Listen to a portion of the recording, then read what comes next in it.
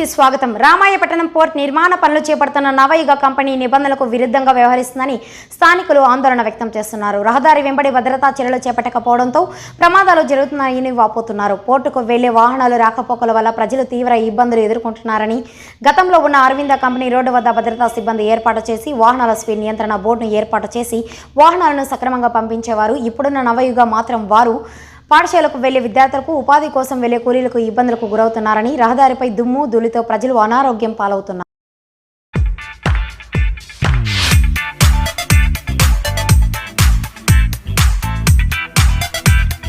నవయుగ company రహదారి వద్ద భద్రతను గాలికి వదిలేసింది.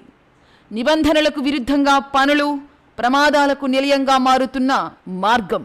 రామాయపట్నం పోర్టు పనులు చేస్తున్న నవయుగ కంపెనీ నిబంధనలు ఉల్లంఘిస్తూ పనులు చేస్తూ ఉండటంతో రహదారి భద్రత ప్రశ్నార్థకరంగా మారింది. రహదారిపై నడిచే వాహనదారులు, ప్రజలు అనేక ఇబ్బందులను ఎదుర్కొంటూ ఉన్నారు. పోర్టుకు వెళ్లే వాహనాలతో నిత్యం రద్దీగా ఉండడంతో ఈ ప్రాంతంలో ప్రమాదాలు జరుగుతూ ఉన్నాయి. ఈ మార్గంలో నడిచే విద్యార్థులు, ముఖ్యంగా 10వ తరగతి పరీక్షలకు వెళ్లే వాళ్లు, కూలీలు తీవ్ర ఇబ్బందులు ఎదుర్కొంటున్నారు. ఇప్పటికే జరిగిన పలు ప్రమాదాల్లో ఎందరో ప్రాణాలను కోల్పోయారు. మరికొందరు అవయవాలను కోల్పోయి మంచానికే పరిమితమయ్యారు. రహదారి వెంబడి భద్రతా చర్యలు చేపట్టకుండా నిబంధనలకు విరుద్ధంగా పనులు చేస్తూ ఉండటం వల్లనే ఈ ప్రమాదాలన్నీ జరుగుతూ ఉన్నాయని స్థానికులు ఆవేదన వ్యక్తం చేస్తున్నారు.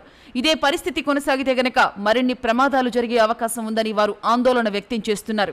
నవయుగ కంపెనీపై చర్యలు తీసుకుని రహదారి భద్రతను మెరుగుపరచాలని స్థానికులు డిమాండ్ చేస్తున్నారు.